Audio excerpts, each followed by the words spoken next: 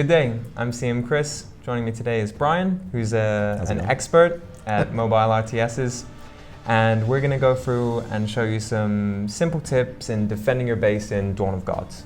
So we're going to go to the edit mode, and we are going to save this base real quick, just so we can show you the differences between what's wrong with this base and how to start off by building a new one.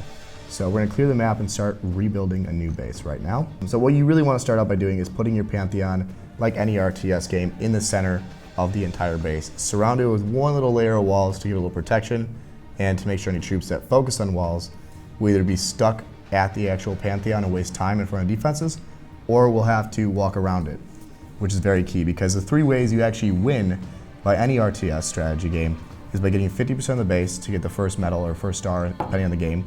The second way is to get the Pantheon kill, and the third one is to get 100%. And there's a difference between this game and most RTSs, and that's in most RTSs you want to have your walls and your buildings pretty tight together, because the more that your towers actually overlap, the more useful they are. But in this game, the actual towers have such a huge range that from the beginning you actually want to actually spread out everything as much as possible.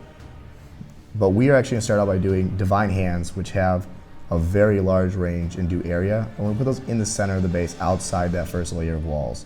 Since we only have two of each, we're going to use two Arcane Divine Hands, and then two Prophet Towers, and put them in a T section around the actual buildings.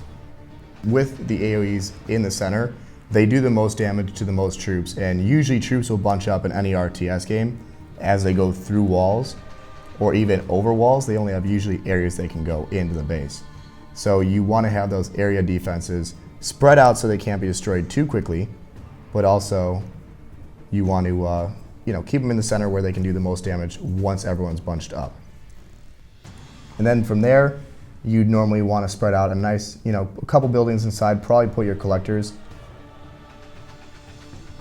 right next to those AoEs, and then from there, build walls around that.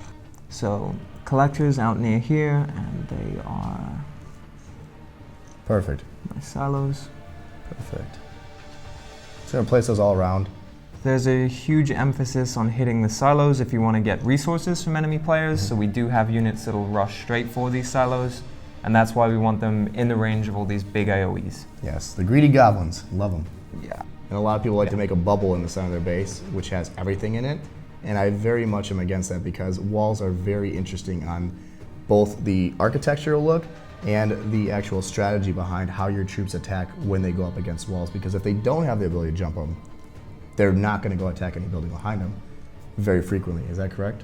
For this game? I mean, there are certain units that can go over the walls. Yes. But that's why we place the walls directly around them, so they snap in, so there's no way to kind of run straight over them. We do have the bull, which is kind of a wall breaker, and it will charge down the walls. But he doesn't attack anything but the walls. No, and the more walls you have, like as you say, if you put all of your stuff in a bubble, like a walled bubble, then the minute the wall breakers are through, it's like Attack on Titan. You breach the walls and you're done, right? Yes. From there, though, you will start to spread out the base quite a bit more after this layer of walls goes up. Reason being is that these defenses do have extremely long radiuses and will do a lot more damage over distance. So the longer the troops have to be in the playing field or are being hit by the defenses, the better it is for your base. As you can see, we got our second ring of walls put in place, and this is going to be really helpful for protecting our resources and giving our AoEs a little more defense and keeping you away from the Pantheon. What we're going to do now is start placing all of our actual defenses around the outside as distraction points for our attacks.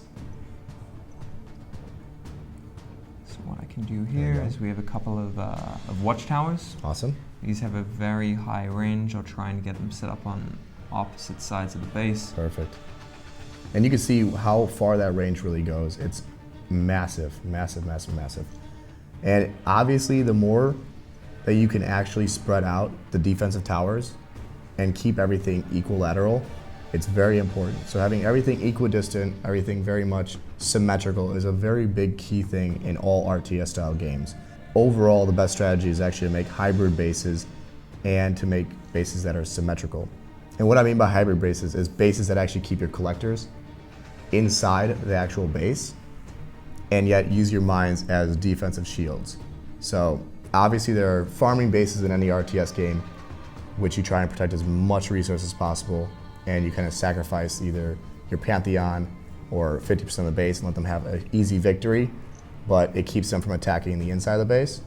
And then there are bases that are like hardcore strategy ones where you're trying to just, make it really hard to get the 50% or the Pantheon, in which case you put all your resources on the outside and allow them to be stolen in order to defer attention from the actual victory. But it completely depends on your entire play style, and there's a lot of different play styles with this game in particular. But the biggest thing is, on the top and bottom, you're gonna see how much difficulty people are going to go through just to get into the base. And it's actually a really cool looking diamond. So not only does it look cool, but it should be a lot more effective than the other base. And the other base didn't effectively use its walls to protect both the resources or the Pantheon. So that was the biggest issue there, obviously.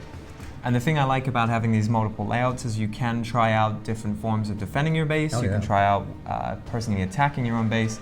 And that's something I really wanted to get into. RTS games are normally traditionally very much about how difficult your base is and how well you can defend it, as long as you can also be a good attacker. You can be very successful in any RTS game. However, this game, you don't need to wait for other people to attack your base and maybe be bad attackers and have to watch 100 attacks to see a few good ones and see what they're doing right to destroy you. You can actually be a good attacker yourself and destroy your base and find out where the weak points are by doing tons of attacks. It does not destroy your troops. So you can attack over and over and over on multiple layouts, find the best way for you to fortify your base. And that's something that I find is a really huge key thing that I'll have a lot of players very excited about this. Well, I think that was pretty educational. If anyone has any questions, of course, they can comment below. Yeah. And I'll go ahead and comment back myself and let you guys know anything you have. And we'll include a link to your YouTube in the comments down below, so everyone can check out your content. And I suppose we'll catch you guys around. See you guys soon. Peace.